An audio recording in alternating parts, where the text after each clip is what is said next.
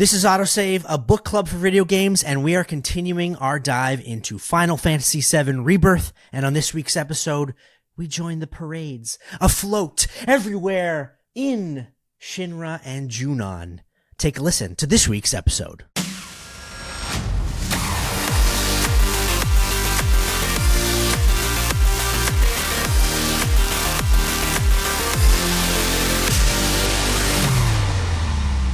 Hello and welcome to AutoSave. My name is Nick Andrade, and I'm here, as always, with my co-host, Camille Salazar Hadaway. It's just have you ever done like a we should do a whisper episode one day. An ASMR? No, thank you. Yeah. No? No. Welcome to AutoSave. This is Gotham Knights. Well, see, I wouldn't qualify that as ASMR because you still have like that bass, like you're talking, you're not whispering in your voice. Right. Whispering's like, hello, welcome to AutoSave. And then we go tap, tap, tap, tap, tap, tap, tap, tap, tap. No, I don't want to know. See? We're not doing. It makes me feel weird. We're not doing this for free. That's the case. We're charging a premium for ASMR. You want ASMR? You need to charge premium. Anyways. This is where this episode's going. Then we're on track.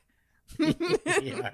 How are you doing today? I'm actually doing well. It's a little bit of rain situation. Lots of rain. The rain makes me tired. Same. So do you feel tired today? I do, but then I'm remembering what we have to cover for this episode and remembering the chapter, and I'm like, oh, it wasn't that tiring. So that's waking me up. There's a lot going on. Every time you record, you always say, right? No matter how you're feeling, maybe if you slept 2 hours the night before, once that red light goes on, you are on it. I'm on it. You'd never know. Welcome to AutoSave. I'm Camille Salazar Hadaway. Joining me, as always, is the hostess with the mostest, Mr. Nick Andrade. See, why do I even have to host this episode? I keep asking myself that all the time, but I'm kidding. All right, let's bring the energy, even though she just made fun of me, and go on to Chapter 4 of Final Fantasy VII Rebirth. And oh boy, I'm ready for this one. But on last week's episode,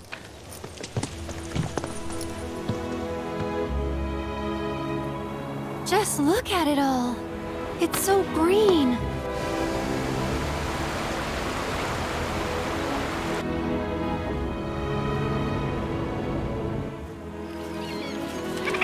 A living, breathing planet. Even after everything we've done to it, it's still going strong. It may look that way, but in reality, it's barely hanging on. we left calm, explored the grasslands, helped some chocobos, fought off Midgardsormr with the help of Sephiroth, we think. Not entirely sure what he was, who he was. Disappeared as soon as he helped Cloud. But maybe we'll find out. Went through the Mithril mines, and it led us towards some more black cloaks, but also, more importantly, Lower Junon right below the Shinra city, the main city of Junon. Now, I must say, after writing an outline of this episode, I have decided, and based on other outlines, not outlines, but gameplay articles that I have seen, we are going to go with black cloaks. That's what they're... But the game literally says shadowy figures, which is the most non-descriptive, descriptive way of explaining something, and that's why I like calling them the shadowy figures. I just think that we have called them 8 million things. Yeah, we have. In the last two games, so I think moving forward, I have struck the gavel down that I believe that we should call them black cloaks. Are you okay with that? I'm okay. It's okay. My dark humor was about to be let out just now, so never mind.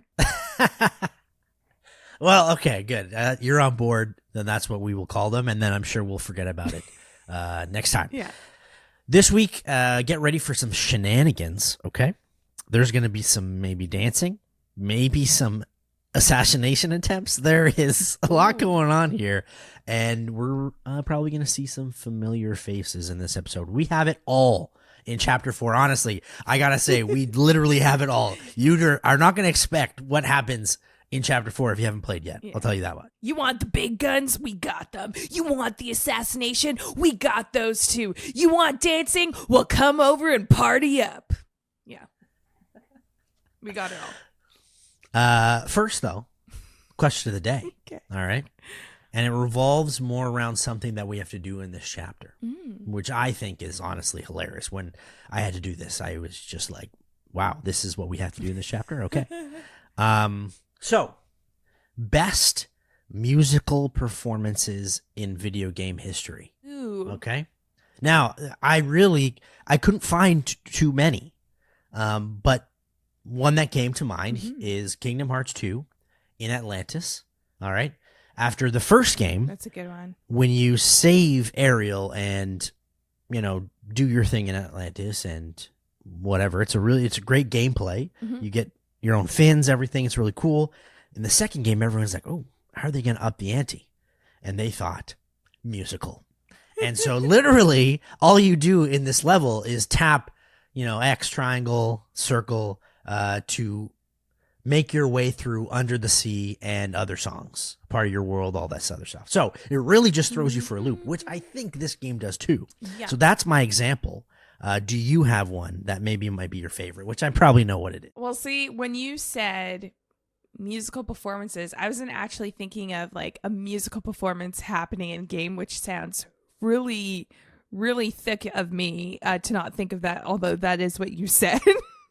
I was just thinking of some great rules. music, right? There's no rules. But yeah, I would have to say probably, well, the classic Ocarina of Time. Link has to learn a certain dance. It's kind of a viral dance. You also have but is that a musical performance? I guess so. You don't really have like quick action triggers that you have to do. I still think it counts. I will say Final Fantasy X2 Yuna. Nice. Yeah, the opening. It's so iconic. It makes no sense at all, but every girl that age who saw that was like, yeah, I'm here for it. X2 made no sense to me, I'll be honest. Oh, and it made absolutely no sense. But did I play X? Heck no, because there was X2. I never played X. Never played 10. Wow. I think you should off this podcast right now. Wait, is it that good? It's, for me, like when I remember Final Fantasy, it's 7, it's 10, and then the MMOs, but it's 7 and 10. To me, those are the most memorable. Maybe 8. A lot of people love 9. Not really into 9 as much as everyone else, but for me, 7, 8, 10 are the ones that I remember the most. Ooh, okay. And 10 had the most profound influence on me, I think, as a kid loving Final Fantasy. Well, you know what? 10-2 did as well for me. That's not even the question of the day. Yeah. Would you ever? Do you know how to play an ocarina? I have an ocarina. Can you play it? Yeah, poorly. I think anyone can play any instrument. And whether you're good at it or not, well, that's up for interpretation. I'm just picturing you pulling up to a party and then being like, look what I can do. And you just start playing Mask Off by Future. So I got the Ocarina of Time, which is the, named after the game, or the game is named after that ocarina in the game. Yes. And so I got that version, but I actually really wanted the original ocarina where you start the game with, that Link receives in the forest, but I never got that one. Anyways, what were we talking about? Oh, performances. Now I feel like I owe the show a performance with my ocarina, so maybe we'll have to fit that in somewhere down One the road. day. Yeah. But I think, Link learning the dance, and I can't remember, it's escaping my mind because now I'm just thinking about my ocarina skills. Are you doing the Nene? What was also, like Goron City and like going in and seeing like how the music and the dance move. But also, Mario, you have your Music Park Mario Kart. Mm-hmm. What musical? Oh, you know what? Okay. So in Super Mario Brother Wonder, yes, there is this. It's like one of the first levels. I think it's like World 1, like 3. But you go and it's all piranha plants. But the song for the level actually coincides with the singing of the piranha plants, and they're marching and dancing throughout the level. It is so weird, and it was such an unexpected surprise when I first saw it. So they're putting on a performance for us if you're playing it, the player, but then you also have to kill them. So it's like a cool a cool performance that like I could not get out of my head, and I was laughing about it for at least a few months. So that's a really good one. Have you ever learned how to play My Heart Will Go On Recorder? I did. No. Did you play Recorder? I did. And no. I still have my Recorder. Do you? That probably smells. Smells of what? The mouthpiece. Did you disinfect the Recorder mouthpiece? Well, you have to do that. I don't know if I disinfected, but I'm sure it's dried up after 15 years. You go and you smell that. That probably little kid drool in a Recorder. Bring that up. Stuck. I'm sorry. I'm I like to take maybe 2 baths a day, maybe a shower in there as well. But even as a kid, my drool was probably really gross. I'm probably the most clean person here. Excuse me? What are we doing?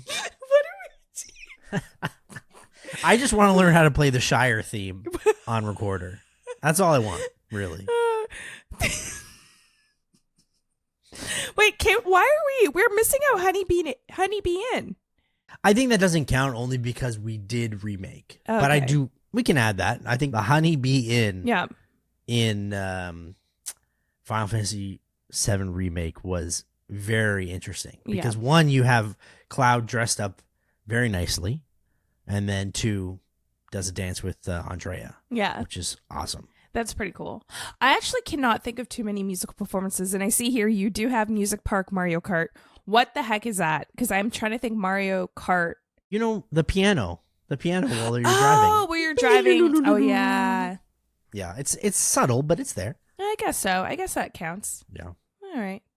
Anyway, if you didn't know what this podcast was, it's a video game podcast. We might have gone off track here, I don't even know. About Final Fantasy. Did we know what this podcast was about? It's about Final Fantasy VII Rebirth, and that is where we'll take you next in segment 2. After the break, we leave the Mithril Mines and head down the mountain path towards Junon, covering Chapter 4, Dawn of a New Era.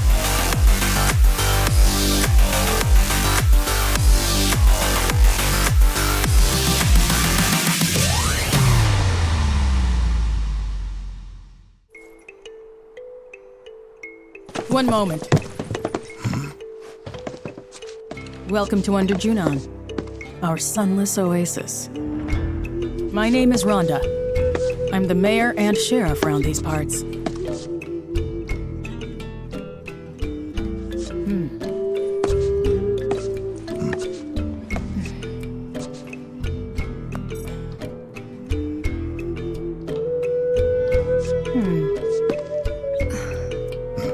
What? Avalanche, huh? That depends on who's asking. A woman who could turn you in. And be $100,000 richer for it. Well, you know what they say. Can't take it with you.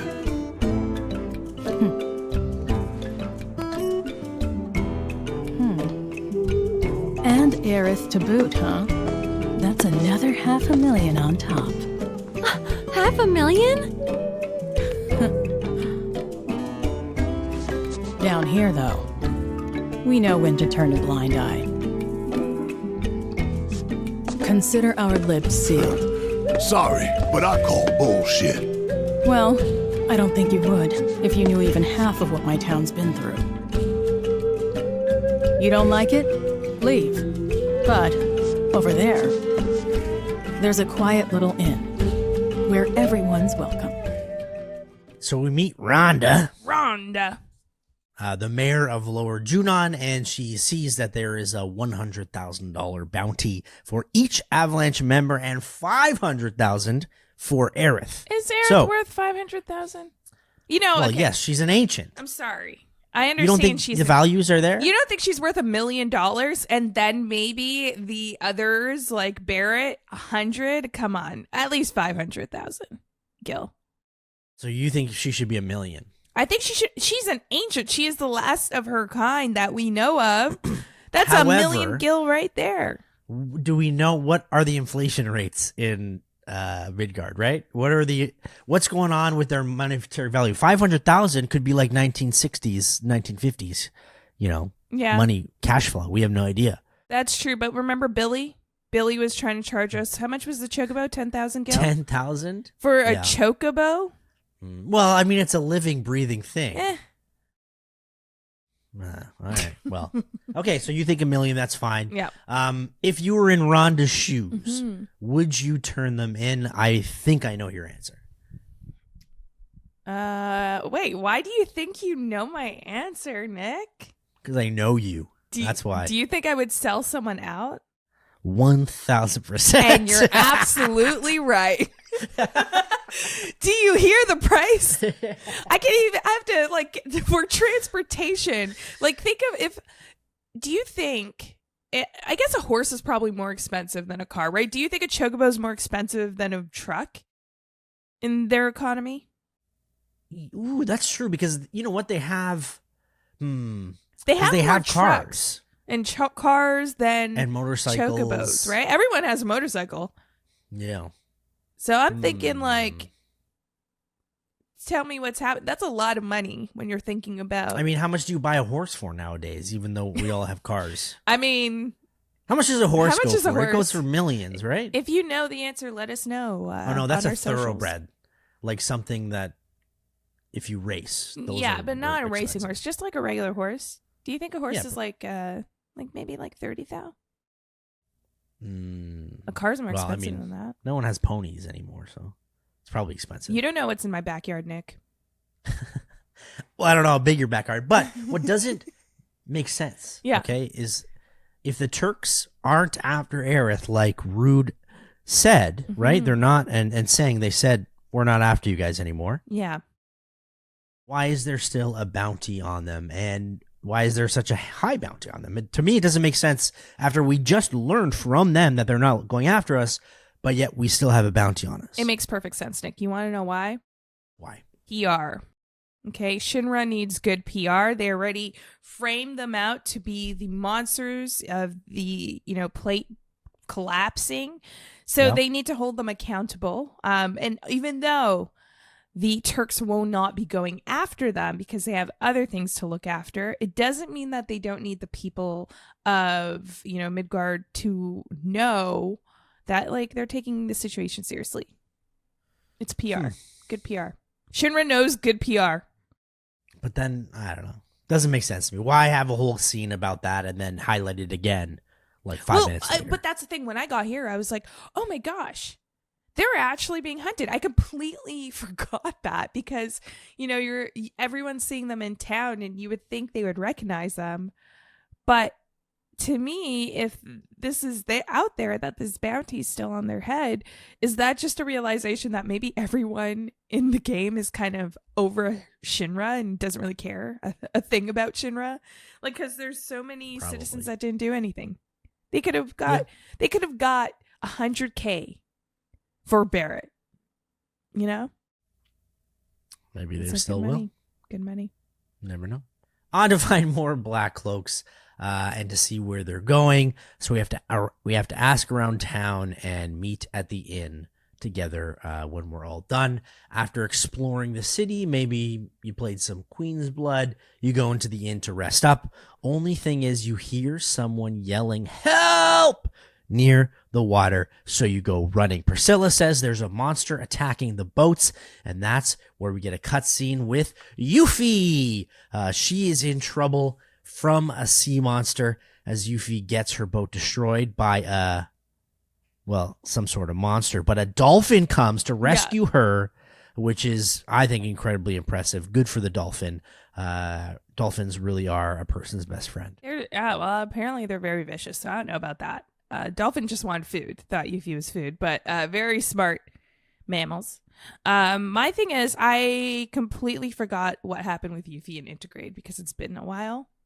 Yes. And the story so far did not cover that. Or maybe it did, but because I didn't watch that, I had no idea. Well, in Intergrade, she saw everything unfold Just from in another Sector perspective, 7 yeah. from another perspective. By the end, she sees Sector 7 go boom.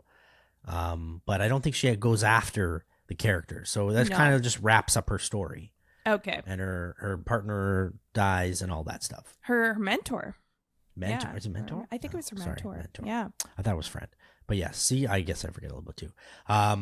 Rhonda tells us to deal with the monster and it's boss fight time with the terror of the deep. Thoughts on this boss battle? It was, for me, one of the most difficult so far. I was about to say, are you going to say, like, this is easy? Because, like, that's kind of ridiculous. Yeah, it was very difficult. I was like, is this thing going to die any second at all? But yeah, I think, like, having lightning, being able to equip that materia and use that against this monsters pretty well. I always find, like, with the monsters that are, like, floating or in the sky, I always have a hard time with. So I had Firebolt in this fight. I don't know if you unlocked it yet at this point. But because I roamed around everywhere, I think I unlocked it. And it's really useful because one, Cloud goes into the air, which, again, if you have trouble with airstrikes, that's one. And then two, the Firebolt ability does fire damage and then lightning damage. So you get that weakness on top of that. Yeah. Which I found really useful. And it keeps you in the air, even though you finish the attack, it still keeps you in the air if you continue to do combos. Yeah, no, I did not. I don't think I had Firebolt at this time, which was extremely why it was more difficult. But then, you know, you do have Barrett because of the ranged attack, so it helps out with that. But then if he gets like hit and like stunned or whatever, then it's just like I have to wait for him to get his ish in order, you know? There was an attack, I think it's Central Tornado, that one-shot me. I didn't know what to do in this case.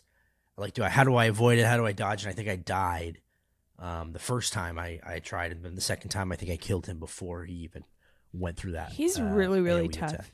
Yeah. I was not expecting that for this. And that's the thing. I feel like this chapter, like, and it was the same for a remake as well. Like, it'll just introduce these battles at the top of chapters or when you least expect it, and they're more difficult, especially if you're more going story wise rather than like really, really exploring the environment. Cam knows all about that. Yes, I do. After the fight, it looks like Yuffie has stopped breathing on the beach, and you as Cloud need to swim back shore. Don't just stand there, help me! You're on chest compressions. Got it.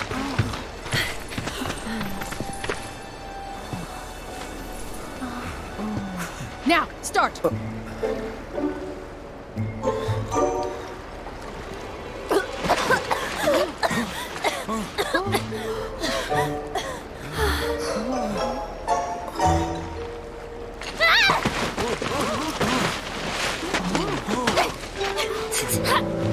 You picked the wrong girl, creep! What?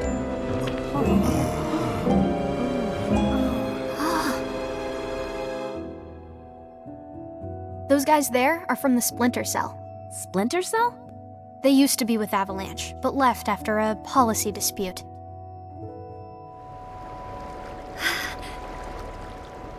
Easy. They're guests of mine. And this one was trying to save your life. He was?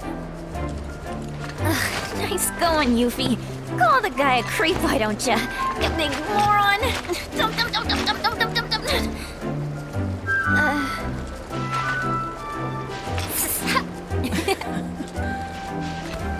Okay, Yuffie. Let's get you inside. You've had a rough day. Yeah. All right. Thank you very much. You're welcome. Not to be that guy, but kids these days, I swear. Now. Who's that? Cloud hesitates to do CPR, but luckily Yuffie coughs up water, and she thinks Cloud was just trying to creepily kiss her, I which think was she not the thinks case. more than that. You think more? I think more. Okay. Their focus was on his hands, not his lips or face. Well, After that nice hand massage, she's probably got some nice nice looking hands. No.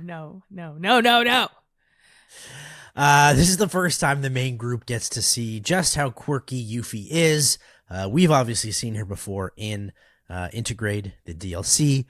But if you were to see Yuffie for the first time in that scene, what would your first impression of her be? Especially with that dum dum dum dum dum dum dum, and then also she, does the fake punching in the air. It's kind of weird. Well, I think she's.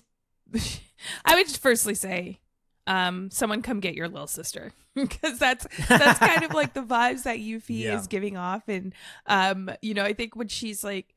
She scolds herself because she's so quirky, but then she realizes and gets embarrassed and tries to like pass it off like she's actually just punching the air, which also doesn't make sense.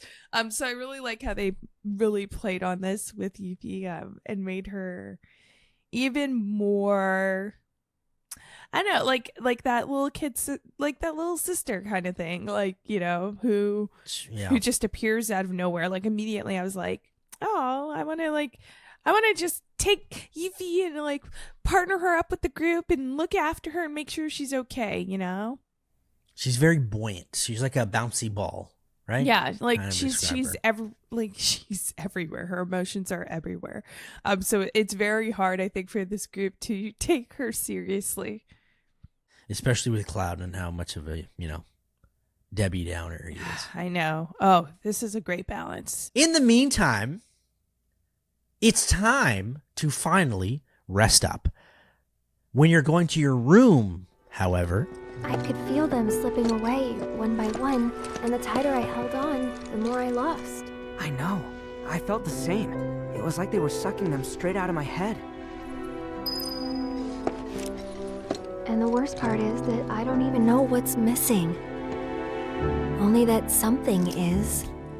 Like it's on the tip of my tongue, but... I just can't remember. Damn whispers. Speaking of, you seen them lately? Cloud. Who's in there with you? Oh. Red. Thought it was someone else. Nope. All clear here, officer. Well, hope the rest of your patrol is just as uneventful. All right, so I have to highlight this because with a crack in the door, you can hear Aerith talking to someone. Yeah. Okay, they talk about whispers. Mm-hmm. She feels like she's slipping away, and she doesn't know what's missing, that there's something missing, but she can't remember. And when she notices that the door opens, Red comes out of the room, but that was definitely not Red's who she was voice, talking to. It's a different voice. To me, it sounded like Zach's voice, or is that just me thinking it's Zach's voice because that's the only thing I can think it is? It's definitely not Chadley. That's the only other voice that I thought it Have was. you tried my new AI? Yeah. But it sounded like Zach, but it sounded not as... I don't even know how to explain it. So I wasn't sure if it was Zach, but did you have an idea of who the heck she was talking to? Oh, I never thought about this. Or is Red, is Red there is an duality experiment? Is there duality there?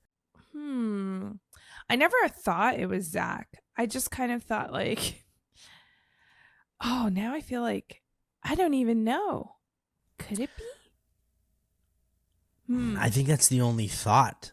I don't think it sounds like a younger Zach. I don't think it sounds like Zach. Which does that make a sense? Does that make a sense? Does that make sense if Aerith knew Zach in the past, right?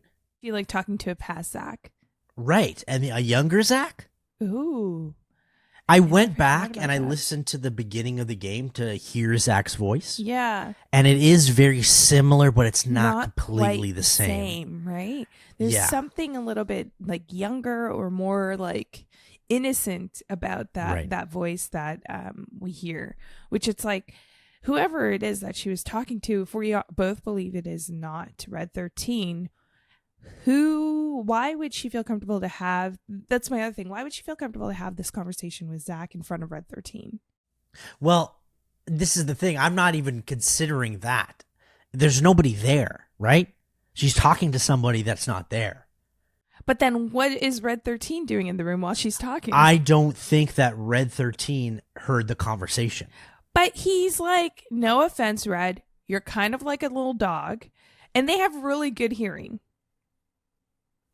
I don't know. It just seems to me like it's being taken place in a different dimension almost. Okay. Like this is a conversation that we should not be hearing. Ooh, like the game and the real Aerith in the time is just like, I don't know. I'm so confused by this. Unless Aerith was having that conversation. I'm trying to think now to the clip. Did we see Aerith actually talking? Or was she talking to someone from... We saw her, but we didn't see her moving her lips. We saw her back, right? Was Yes. she maybe in a conversation with Red 13 and Cloud is hearing this from another dimension? Maybe. I don't know, man. I don't know. I don't know. Also, though, they talk about the Whispers. This is the first time we've heard about the Whispers again since Remake. Mm-hmm. Remember those cloaked individuals that not necessarily are the Black Cloaks. They look like sand. Yeah. And they are controlling time, is my guess. Well, yeah, that's what Aerith said. They're kind of like they are like the keepers of time, essentially, right? To make sure things flow a different way. My thing is, through all of this very serious stuff, I thought you were going to say that you caught how Red 13 opened the door, because that was weird. Well, it's it's like a humanoid, so I kind of understand. Seen dogs open a door, they just use their nose. Well, why wouldn't Red 13 just use his nose? Well, have you seen his paws? They're ginormous. His nose, he could just like clip the handle with his nose and push. But his open the paws door. are like twice the size of him. But he has to jump. I don't know. It just doesn't make sense to me. I found that very unbelievable. The voices was more believable than him doing that. I was more focused on the important part. Which I mean, that's fair. That's fair. Another cutscene with Tifa where Cloud apologizes to her. You get a nice moment with her in her room. Get the chance to get your relationship meter up with her when she asks you if you remember a guy named Emilio. If you respond back with the only person from the village I remember is you, you get 3 bonus points. From Tifa. She really likes that sentence that Cloud says. But Cloud, I'm really pissed off about him in this moment because she tells him a story about Emilio, and this literally, I don't even know, this mother effer says the story isn't interesting to him. Well, Tifa asks but then him. he does say, but I'm willing to listen. At least he's honest. Are you telling me if you were trying to have a conversation with them and you noticed that they were trailing off and you asked, is this boring you? And they said, yeah. I would prefer that than them lying and then trying to listen and I know they're not listening. It's like, then why are you denying it? I would be offended. But it's an interesting story that she does tell Cloud. She said that, after everything that happened in their village, Emilio showed up and he looked just older. And so some people escaped the village then. I was trying to think, is this important story to know? I don't know. I feel like this game is just dropping us so many details and I'm just picking up all of them, but don't have a bag big enough to put them in because I'm not sure where the story is going to go. This is so far each episode. We are still very confused. Yep. After you talk to all your teammates, if you so choose, go to bed and wake up with a knock at the door. Traveling alone so far from home is expensive. So I've been moving from town to town, hustling, scraping together enough scratch to keep sticking it to the man. Until, that is, I came here. And lucky I did, because I met Rhonda. She offered me the gig of a lifetime, an assassination. And guess who the target is? Seriously, guess. Just spit it out already. Who else but a certain company's new president, Rufus freaking Shinra! That crazy or what? And that douchebag will be here any minute now. Up there here anyway. Enjoying his fancy inauguration parade. These people had their country stolen from them, and then their sunlight. Junon demands revenge. So when the president steps out... Oh, wow. Tell us more. Okay, you want to know how Rhonda's planning on paying me? With your bounty suckers. What? Wow, gotta hand it to her. The lady works fast. Well, this was fun. See ya. Hey!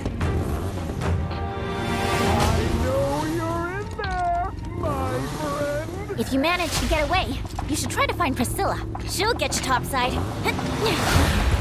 Now, you don't want to make me come in there and fetch you, because I would love to do it! Who's that? A pain in the ass. Let's go. So it looks like Rhonda sold us out, Cam. Yeah. Wow. I mean, I was about to say, I actually really appreciated seeing Rhonda when she first appeared, because we often see a lot of the women in just Final Fantasy, Square Enix games always look so young no matter how old they're supposed to be. And they gracefully aged Rhonda, where she has a little wrinkles. She's more expressive. I was actually vibing with her. And she goes and she does this. Are you kidding me, Rhonda? Are you? And the shock that Barrett felt was the same shock I felt, because I thought, maybe it'd be a little different here, but no.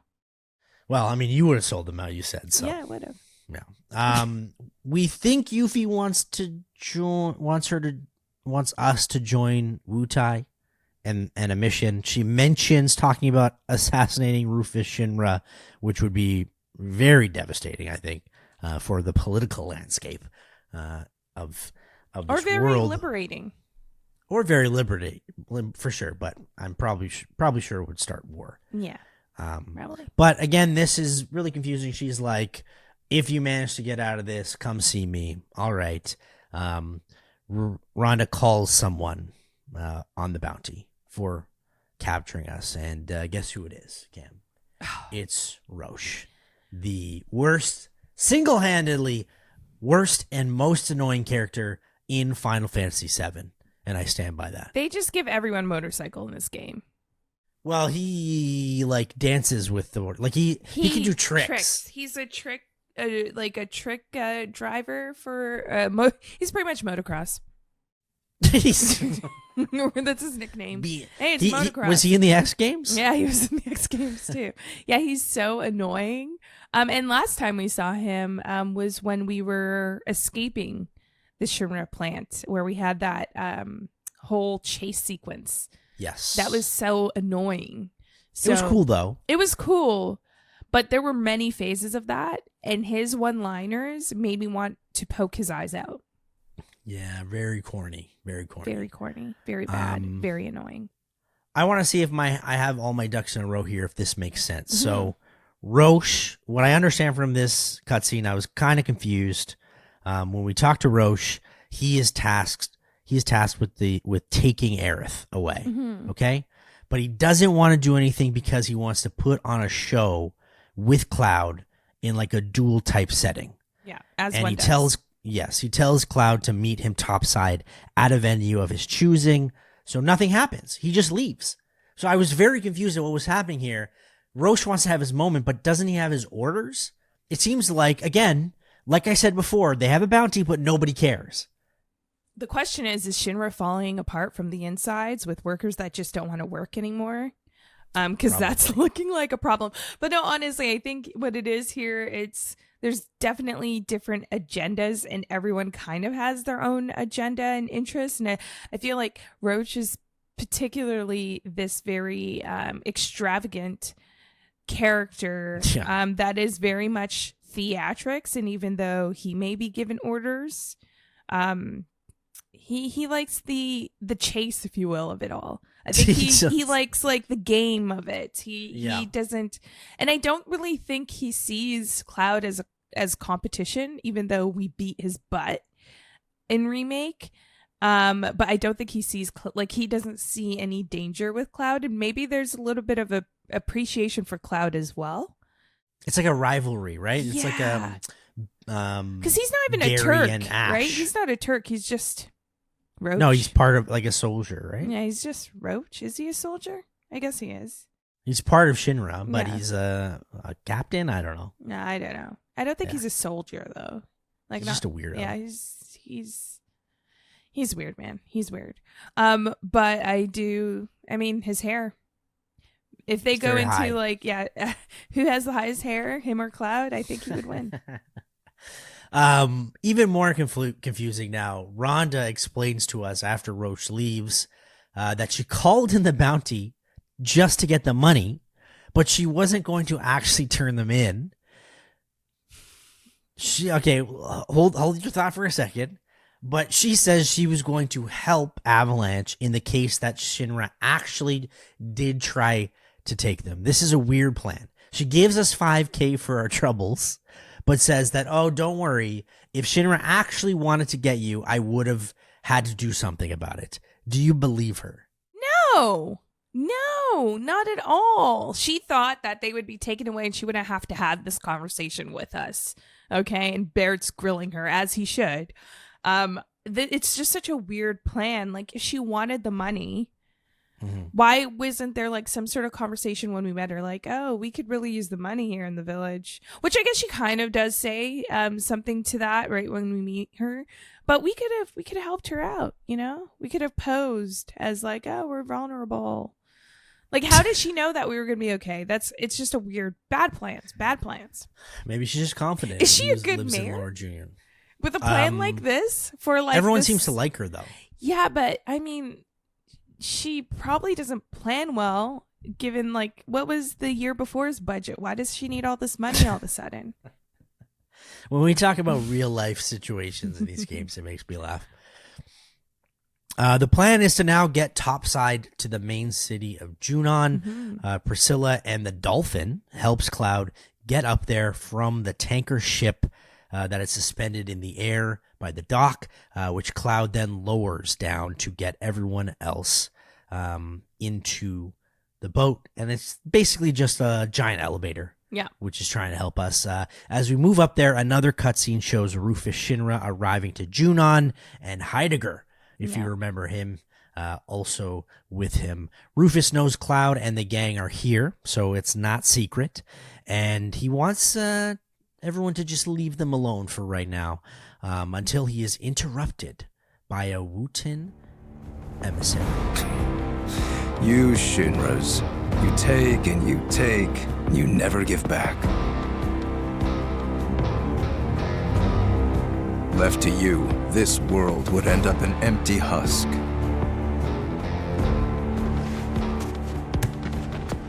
But war can put things right, beget anger, desolation, hatred, and in its wake, new unity. A people rejuvenated, and a planet once more made whole.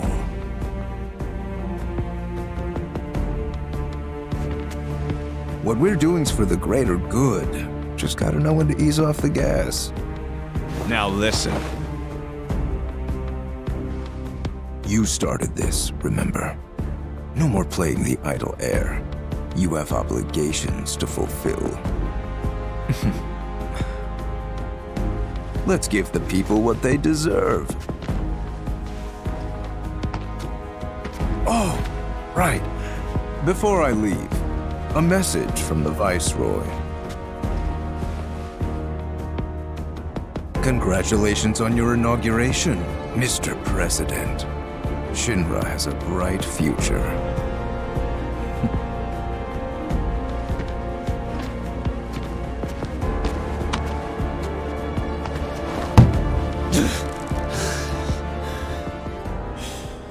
All right, Cam, I'll be honest with you here. I did not know what was going on in that cutscene whatsoever.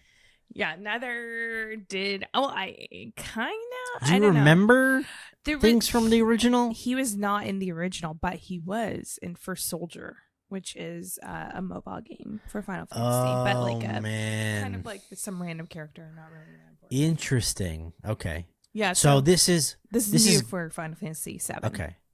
This is Glenn Lodbrok. He looks like Cloud, in my opinion. Is it the hair or the skin?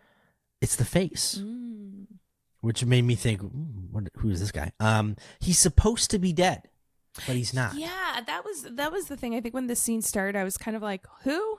Huh? And then we saw Rufus's flashback, which I thought it was a flashback to something that happened in Remake, and then I was like, that's what I was thinking something? too. I hope we didn't miss anything. I don't think so. I don't think that happened. I don't remember Glenn there, unless.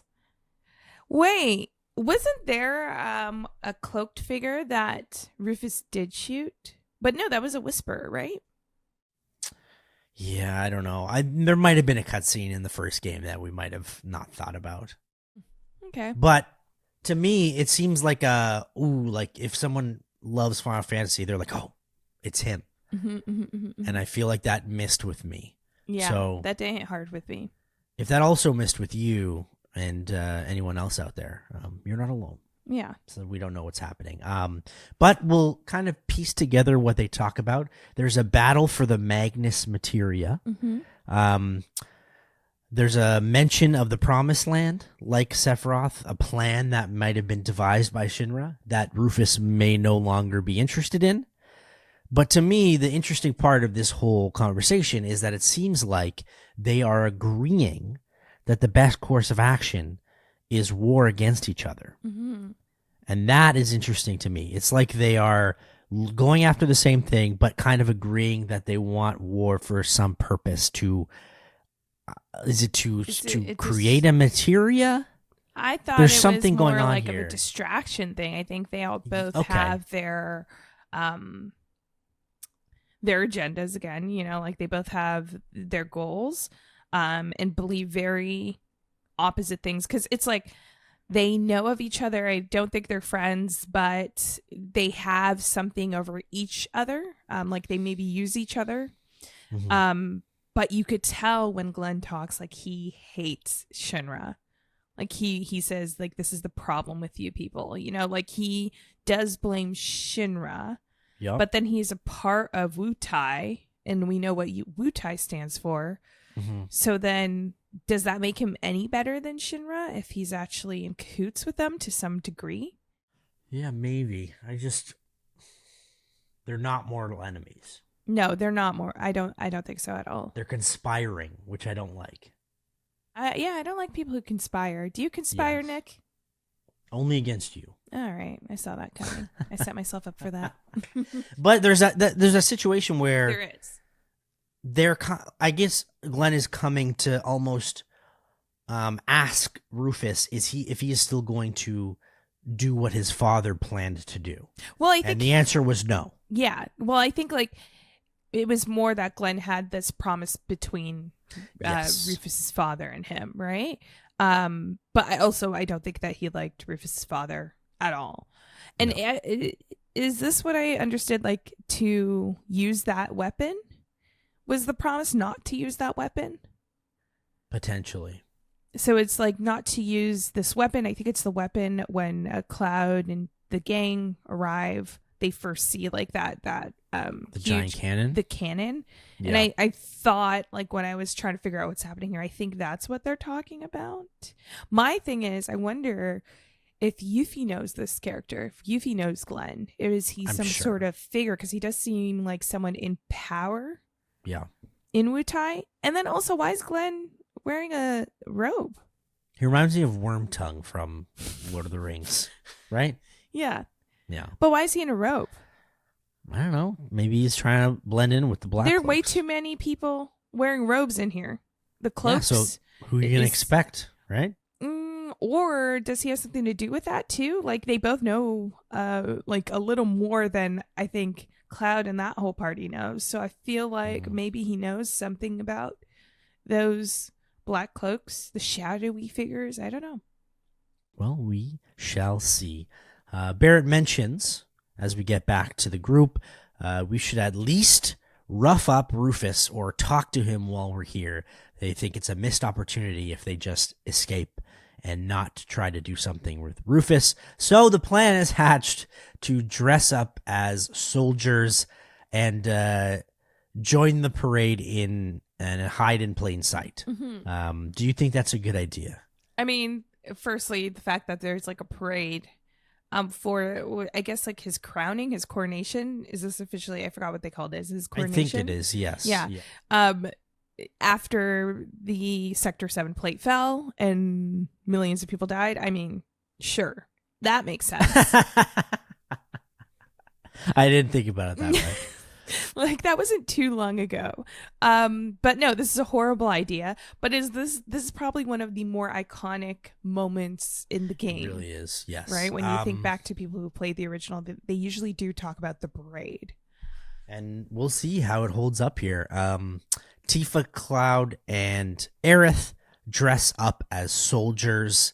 Did you like their costumes? I think they all looked very cute. It was very cute. Also, the whole scene with like them finding the costumes. Yep. And then Cloud trying to go into his change room to, change. And they're like, whoa, at least 3 feet back. I think Aerith says that. Like, back up because we're changing first. Yep. So it's like a cute exchange. Also, I'm just curious to get a glimpse of the Shinra world from this perspective too. They immediately get caught after they put on their soldier uniforms, and they have to perform a military gun salute. And all of a sudden, on top of this practice in front of these Shinra captains or whoever they are, lieutenants, Cloud is ending up becoming the parade captain for the 7th Infantry Squad, and they need to round up the troops. Yeah. So things with this team, I think, derailed really quickly. They wanted to hide in plain sight, and now they are at the forefront of everything. Yeah, they wanted to be kind of incognito, and now they're hiding, like, very much center of attention. But yeah, I think, like, firstly, it's a bad plan because they got caught right away. Secondly, how did Tifa and Aerith learn this gun salute? But also, this is a really fun game because it's so similar to the Honey Bee Inn. So, right. Of course, I can understand why Cloud would ace it because it's pretty much the same thing.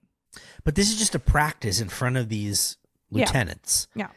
Again, like you said, how does Aerith and Tifa learn this salute? Because you have to, with your guns, you're like, throw it in the air. Like, do all that stuff. Oh my gosh. How can they even learn that so quickly? Oh, they can't. It makes absolutely no sense. And that's the thing. It's a video game at the end of the day. Some of these things don't have to make sense. And the fact that this was in the original game too, I am glad that they kept this. Yeah. Because that's kind of like the charm of Final Fantasy VII, because the weirdness, the things that don't make sense. Yes. But we still fall in love with it because it's just hilarious and it has good mechanics. It's a creative way to introduce something. We love the weirdness. When we have to move forward, we have to collect all of the 7th Infantry Squad soldiers for the parade. So we get to, this is our chance to tour around Junon. We get to see the sights, everything fun going around Junon, taking pictures, etc. And I think there's 5 teams that we have to look for throughout Junon. Are there any favorite interactions that you had while you had to collect these soldiers? Because for me, you find some of them in a bald bar. And it's literally bald people are only allowed to be in this bar. We see Rude, the Turk, go in. But it's honestly hilarious. As a bald man, this was Did you feel honestly so... I just loved every second of it. Like, I didn't expect that at all. And it was so funny because they were just saying, "Are you bald?" And then the soldiers kind of like backed them up, and so they left or whatever. But it was just a fun interaction that I didn't expect. That's actually probably, the bar is probably my favorite one. But that's the thing. It's like getting a glimpse of this world and like still seeing that these people, like Shinra's obviously built out to be the bad guys. But again, we're getting another glimpse of how like we see these kids, they're circling around Red 13. And like it's hilarious. Yeah. Because like no one questions, why is there this random dog not dog thing here, one of a kind here, and they're just having fun. And if you're living in these cities where Shinra has so much influence, I could just imagine that these characters just are so oblivious to actually the real world problems. else in Midgard. Also Barrett in a sailor outfit. Oh yeah, that was pretty good too. Hilarious. And poor Barrett, like you saw that he taped up his gun. Yeah. He was trying to hide it. He wanted to be a part of it too. It just looked like a claw or something. Wait, was that on in the original? No. Yeah, I think right? it might have been. In the sailor Right? outfit? If it wasn't, kudos to them for putting that in. Yeah, because honestly. like he would have felt left out. Yeah. That's pretty good. Once you round up your troops, it's time for a parade. Next on AutoSave.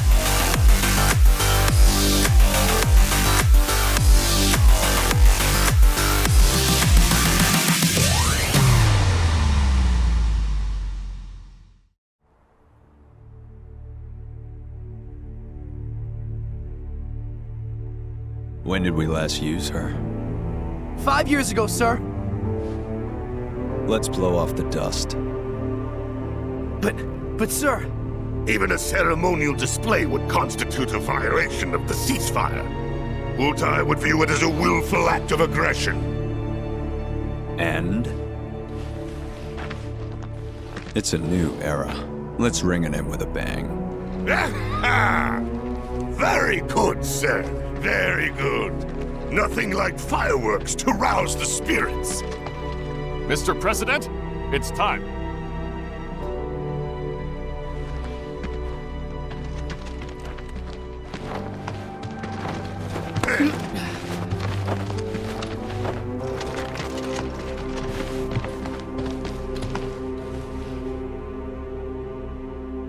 So we get this cutscene with Rufus and Heidegger about firing the giant military cannon that we talked about earlier. This would end the ceasefire between Wutai and Shinra. Is this a show of military might, or is this on purpose after the conversation that we had with Lodbrok, or that we saw with Lodbrok and Rufus, that Rufus is now trying to show that he is Shinra, that he is no longer just the president's son. Yeah. He's taking over here. I think this is obviously on as a result of that conversation. I think if he did not see Glenn, he wouldn't have done this. Mm-hmm. I think it was for Glenn to, Rufus was probably doing it for Glenn to understand that he's actually in the position of power, not Glenn. But I'm curious what happened between the two of them, or, you know, Rufus' father and Glenn, to make Glenn so threatening to Rufus, especially to make him want to shoot Glenn or believe that he shot Glenn dead. And he's just an envoy to the Viceroy. I wonder who the Viceroy is. This is what I'm saying. So is he like the Heidegger to I would assume. Yeah, I guess so. But this is just like, because, yeah, I think see, you were saying how, like, you think that their agreement is to go to war. But I think, like, they were going to end the ceasefire no matter what. But not necessarily with the cannon. I think the cannon is just another position of power to be like, hey, we still have this thing you don't want us to use. We'll fight. But remember who's in power here, who could kind of like demolish your troops in a sense, right? And I think Rufus, this is just, it's a piston match. That's all. Piston match. I like it. Yeah, that's Rufus. If your name is Glenn, you do really hold a fighting chance. I'll be honest. Glenn is a strange name in this game. Glenn is a very strange name. Glenniger would have been better.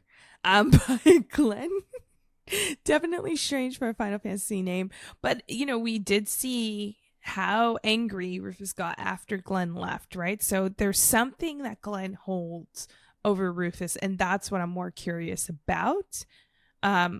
Is it the fact that he knows of this promised land, and that may be Rufus's new objective? Like, I'm just trying to put the pieces together, and they're not put in. It ain't puzzling. The puzzle's not coming together. All right, well, put all your thoughts aside of all that conversation, because it is parade time. It is time to perform in front of all of these Shinra military guards and citizens of Junon, and I am ready to not think about Shinra or Rufus at all because it's time to shine. That was really weird and stupid, but No, we have 3 rounds of this parade that we have to trigger our buttons and play these notes as we do these parade salutes. And after each round, you get a score, and that depends on the public's vote, which is based on how good your performance was. Yeah. How did you find this minigame? I thought it was so fun and frustrating at the same time because, I don't know about you, I was trying to get the highest score possible. Oh, same here. I was trying to get the highest score possible. And these were probably the hardest buttons to button in this whole thing. The hardest button to button. You caught on. No. Sorry. You caught on. Because, like, I think what was different about the Honeybee, because it's essentially the same minigame, right? Yes. But Honeybee, like, has more of, like, a beat to it, like a rhythm you could follow. This kind of seemed more sporadic. Oh. So, like, the anticipation for another button to come, like, I think they made that much harder this time around.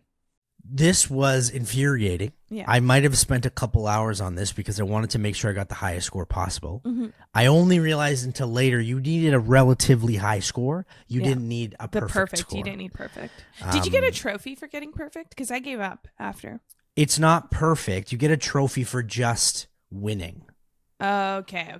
So there's no, like, a perfect, like, no. The trophy's not different. Okay. Which is why at first when I started it, I was like, how am I going to get perfect on this? And then doing some research after maybe like hour 1, and I was just like, am I even going to get this? Then it told me like, okay, you need to just do enough to finish in first place. Just do the bare minimum. No. You can't do the bare minimum because if you do the bare minimum, you fail. Oh. You have to do at least, like, I think you can miss a couple notes. I think you can miss like 2 or 3 before you fail. Yeah, I got 1. I think I missed 1. Yeah, that's pretty good. Yeah. Like you mentioned, though, the timing, it's really annoying because you think you're going into a rhythm and then it hits you with a hardball. Like, let's say you have to press triangle 3 times. Yeah. And you do it in a succinct order where you think you're getting timing. Then you have to press X, but you have to do like a bunch of taps into button circle. mash kind of thing, yeah. And then circle is this different time than it was when you did triangle. So I really struggled until I got it right. It was literally you just have to practice until you get it perfectly. Exactly. And that's how troops do it, I guess. That is how troops do it. In the meantime, before some breaks, we see Sang, who has cameras on the group, Tifa, Aerith, and Cloud. We're not fooling anybody. They know we're here. They know that we're dressed up. They're just letting things play out. After the 3 rounds, it's time for the award ceremony. Heidegger gives out the winners. In my game, because again, like I said, we won because I tried to be almost perfect. Yeah. And that's where I got the trophy. Our gameplay guru, Chris, had other ideas.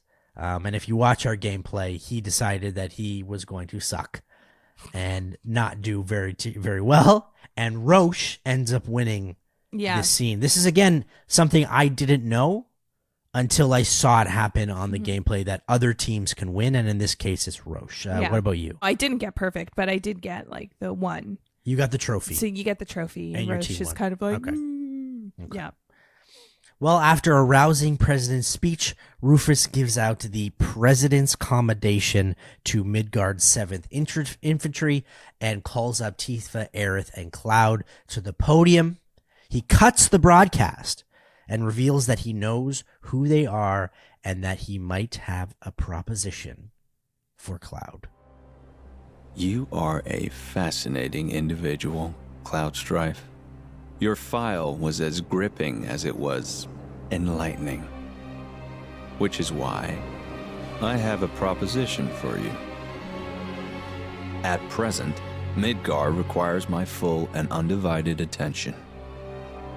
The city is Shinra's beating heart. Its devastation is a humiliation, and the world must see us rebuild. To that end, I need to refocus my efforts and push certain duties to one side. Get to the point. My father left me a mountain of unfinished tasks, like the recapture of a fugitive of ancient descent, the recovery of a stolen lab specimen, and of course, the arrest and execution of Avalanche. None of which, frankly, are of any interest to me whatsoever. I'd gladly wash my hands of it all. So what? You're gonna let us go? Just like that? Yes. Provided you keep your distance from Midgar, that is. No more stirring the proverbial pot. And the same goes for me? But why?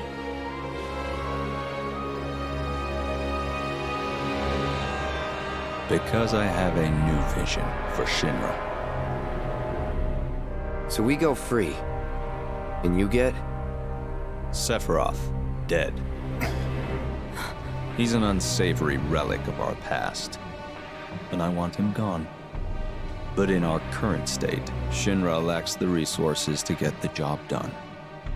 So I turn to you. So, first question is, would you make this deal? About the deal. Yeah. Like the money, I would take it. I mean, because there's a common goal, right? Sephiroth. We know there's something with Cloud and Sephiroth that we have to get to the bottom of. We know his new mission.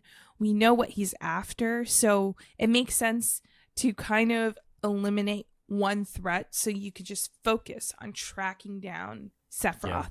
Yeah. And because Rufus kind of has, the whole of Shinra and Hojo's weird experiments and all this information, he could probably help us get information on where to find Sephiroth. So I do like the deal, but I would not, wait for it, trust him. So knowing you, my second question was, would you trust him? And the answer, of course, is no. But honestly, I kind of believe him in this case. It's not that I trust him, but I believe that he's given us a chance. He's seen us this entire time, and he keeps telling, everyone, lay back, let them do their thing. Yeah. And he has this moment, and I honestly think I might not trust him, but I believe this deal that he's offering. There's something about it that makes me think, I think he will hold his part of the bargain. Yeah, I do. Maybe. You think he'll hold his bargain? I do. I don't think he's evil. He doesn't seem... I trust him more than I do his dad. That's true, but I do see how he reacted with Glenn and how he acted. They had some sort of pact and understanding, and he still went against it. Well, that wasn't his, though. That was his father's. See, that's in between the lines. I feel like Rufus is one of those guys that he'll be like, I always stick to my word. But... And that's what I don't trust about Rufus. Well, he also gives us info on the Black Cloaks. To me, I think the deal is too good to be true. That he won't go after anyone, but we'll see what happens. That scene, however, transitions into Yuffie, and this is where she gets her chance to try to assassinate Rufus. You have to lock on to him and do a couple moves on the right and left D-pads, and then you throw your ninja star, but Heidegger, seeing it, gets Rufus out of the way just in time, and Rufus angrily calls the deal off. See? Firstly, Heidegger, it's not worth it. Rufus didn't even know Rufus didn't care about Cloud, Tifa, or Aerith. He was ready to go capture them right away. And it was Rufus like, oh, just Heidegger, you're doing too much, So why sacrifice yourself for this boss of yours that obviously doesn't even care to integrate you into his plans? But also, Rufus, if he is a man that, I guess it is pretty believable that they could have gone through with an assassination attempt.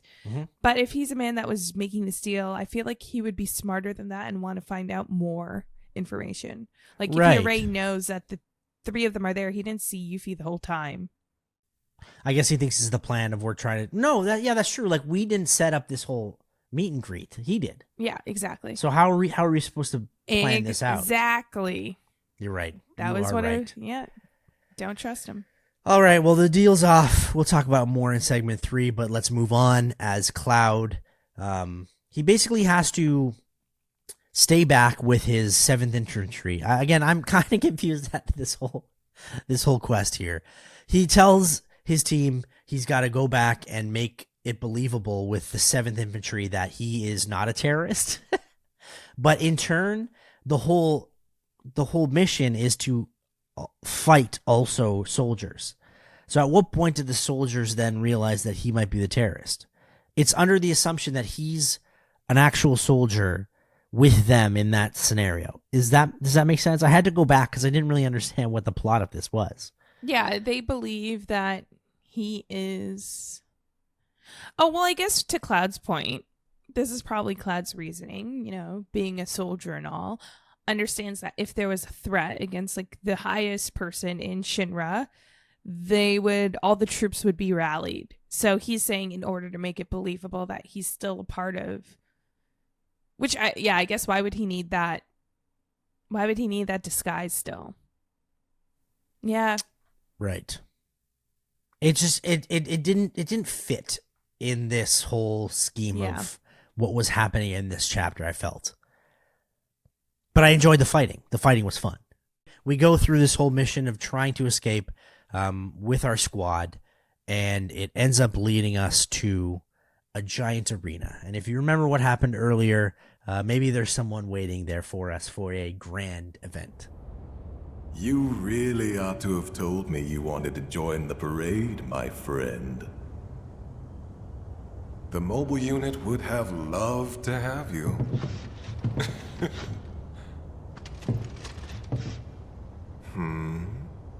Oh dear. My quarry has cast you aside. How tragic.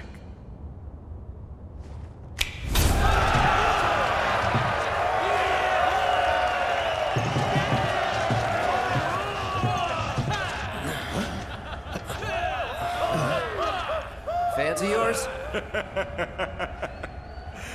Fans of ours. Didn't you know? You and I are living legends. I got this. Sir. Oh, isn't it exciting? The two of us together again at long last. Picture it. A duel to end all duels. Are we fighting or what? Let's not get ahead of ourselves. We have to set the stage. First, the music!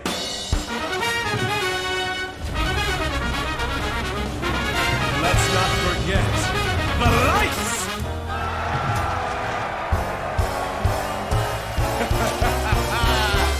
Actors, to your marks! Unleash your passion! Succumb to your instincts! Let us revel in a turbocharged tryst!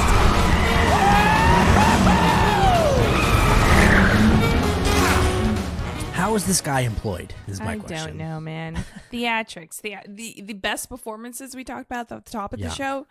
Rufus. Really fun, but doesn't seem realistic.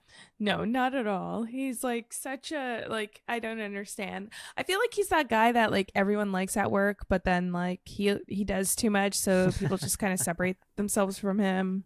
Right. And then they'll come back when they want to party, Yeah, he seems like a party, like he's party friendly. Yeah. Well, this means it's boss battle time, and Roche wants to fight on a grand stage with music and many soldiers cheering them on. What did you think of this boss fight? It is very grand in nature, but kind of flounders if you compare it with Remake's battle with Roche. He seems a lot less, he seems weaker, in my opinion. I don't know if it's weaker or if it's just that he doesn't care. Does Rufus care, or does he just like it's kind of like he gets a thrill out of fighting Cloud. Mm-hmm.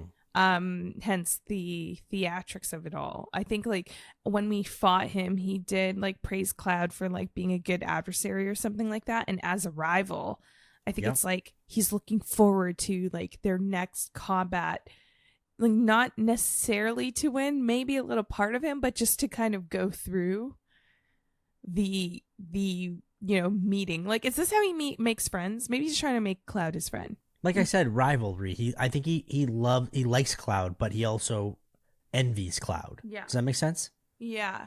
Does he? Yeah, I guess he envies Cloud, but it's not like a bitter. It's not. No, it's bitter. not. He's enjoying it. Exactly. Yeah. Definitely enjoying it. Well, to A beat little too Roche, yes, a little too much. To beat Roche, you'll need to target his weakness to fire and use Punisher mode as much as possible. He uses a lot of projectiles, so obviously avoid that and slash when he comes close. But again, relatively easier, I would say, than the Terror of the Deep, in my opinion. Roche then congratulates Cloud and just lets him go because he is proud of the situation that happens. How does anyone stay employed? Like, what do the evaluations of Shinra look like? Especially after Rufus just thought that we tried to assassinate him. That's what I'm saying. Isn't that the whole reason he's running? Because like they're looking for the assassinator? No repercussions at all. The assassinator? Is assassinator right? That sounds off.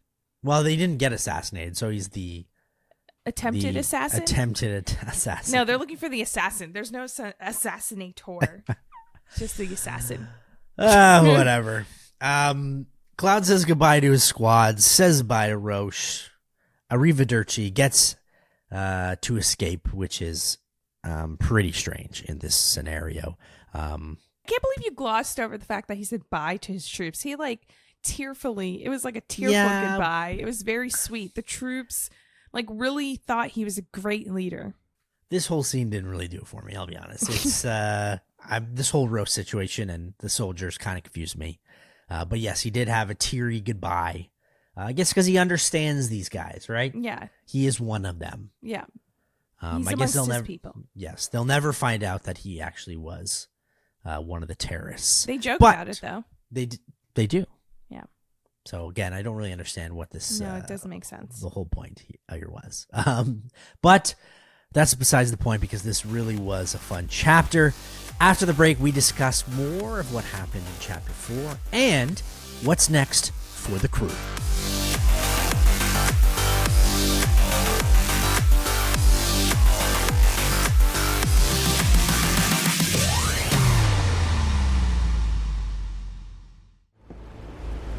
Can I help you? Yeah, We're the winners of the President's Commendation. As a reward, we got a trip to Costa del Sol. The Commander-in-Chief said that we could hitch a ride on your ship. First time hearing of this. Well, the President's a busy man. Those guys with you too? Where'd they come from? Captain, sorry but you're needed on deck. Fight's broken out.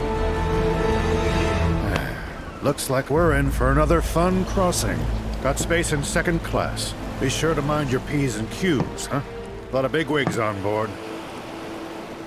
As for you, back to work. Aye, sir. Oh, and your dog stays in the hold. Got it. So it's on to Costa del Sol for the group, but let's jump back. Let's reverse to what we saw in Chapter 4. Specifically, what is the plan that Rufus has in store for Shinra? Mm-hmm. Does it involve the Ancients, or has he now removed himself from the Ancients because he does not want Aerith anymore? Well, I feel like he has removed. It's not about the Ancients for him. Like, maybe about the Promised Land because we hear him and Glenn talk about it. But yeah. I don't think it's about the Ancients. Which... then why would he be about? I don't know. Like, I don't think that's not his MO. I feel like it is. I feel like he was kind of happy his father was gone, and he probably just wants to take over the reins, and doesn't want to be reminded or doesn't want people to constantly be reminded that he was the president's son, like you said. So, like, I think a part of that is cutting off all ties, no matter if it will get his father's goals will get him where he wants to be. I think he's trying to pave his own path. Now, in this conversation with Glenn, they mentioned the Magnus Materia. What? I don't know what that is. I don't remember what that is, but it clearly, I would think, has some sort of influence on any sort of plans with Wutai. Again, this whole war, the plan I'm trying to solve is why do they both want to go to war with each other to, like you said, it was to kind of distract people. But what are they after if that's the case? And again, they're not after Sephiroth anymore. They think Sephiroth is a pain in the ass, and that's why Rufus wanted us to remove him. And then on top of that too, no Aerith, okay? So what is moving into the future? Is it distancing themselves from materia in general? But that's what makes the world breathe, right? And why would they talk about this Magnus Materia, right? I guess it has a magnitude of effects, this Magnus Materia, but I think it may be that they don't want too many people to know about it, just how they talk about it. And I guess to stop people from poking, they kind of need to keep both of their teams and kind of everyone distracted. Yeah. Which is, it still seems like something is missing from like what we believe that their MOs are. Like, I feel like we're missing a big point, but maybe that's just because it hasn't been introduced to it yet, to us yet, because I don't see Rufus and Wutai having the same goals unless Glenn doesn't share. But see, Glenn also doesn't like Shinra, so like he has to share some of his beliefs or some of Wutai's beliefs with what he believes, right? Like there's something inherently there. And if Wutai is also supposed to be for the people, although there are very much, they're extremists, according to Barrett, right? It just, something's not adding up there.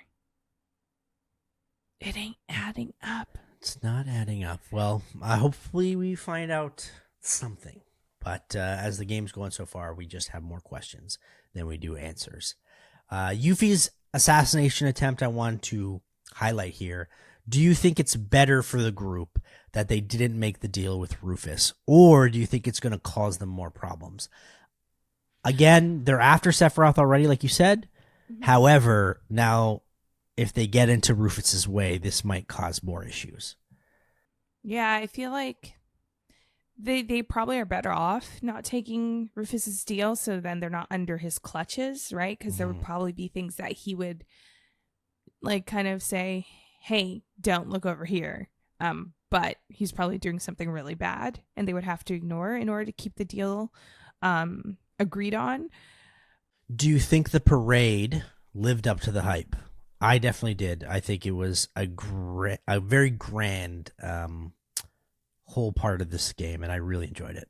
Yeah, it was a really good. It was great how they did it, and like again, just giving us those more detailed looks of Shinra and those that are kind of oblivious to the dark side of Shinra and how they interact with everything. And you know, the bald bars. I'm very happy, Nick, for you. The bald bars that you found that and was able to connect with those NPCs. Thank you. You're welcome. My other question was, what happened with the Black Cloaks?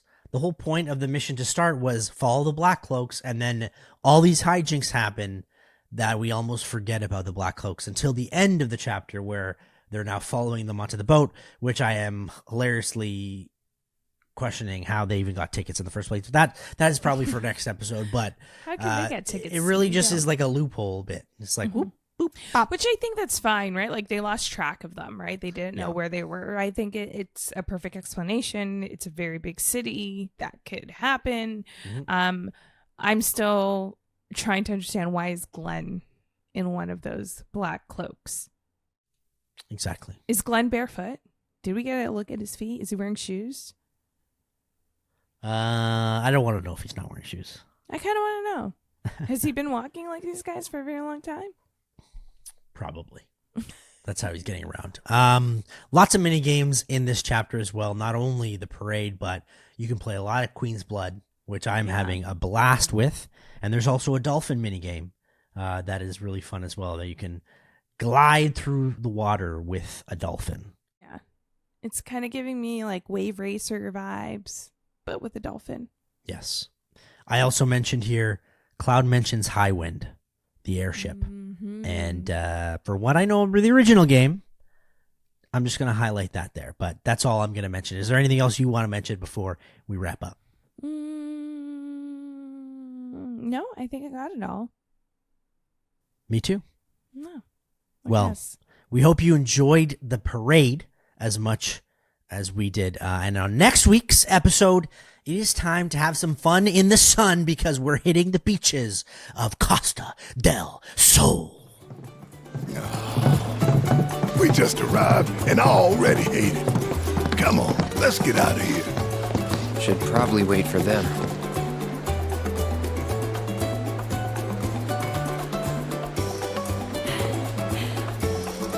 Right. So a little sightseeing couldn't hurt, could it? I mean, come on, we're in Costa del Sol, people. Costa del Sol! Is it truly paradise, or are our good times a mirage? You'll have to tune in next week to find out here on AutoSave. AutoSave is produced and hosted by Camille Salazar-Hadaway and myself, Nick Andrade. The show is also produced by Dylan Wilson. Gameplay and additional elements provided by Chris Seitzer. Technical production by Greg Fillion. Executive producer, Clayton Hansler. You can follow the show at AutoSave Podcast on Twitter and AutoSave Pod on Instagram, YouTube, and Twitch. You can subscribe to the show wherever you're listening to it right now, and if it happens to be Apple Podcast, kindly leave us a rating and review, but only if it's good. AutoSave is a Soda original, hosted on the Soda Podcast Network.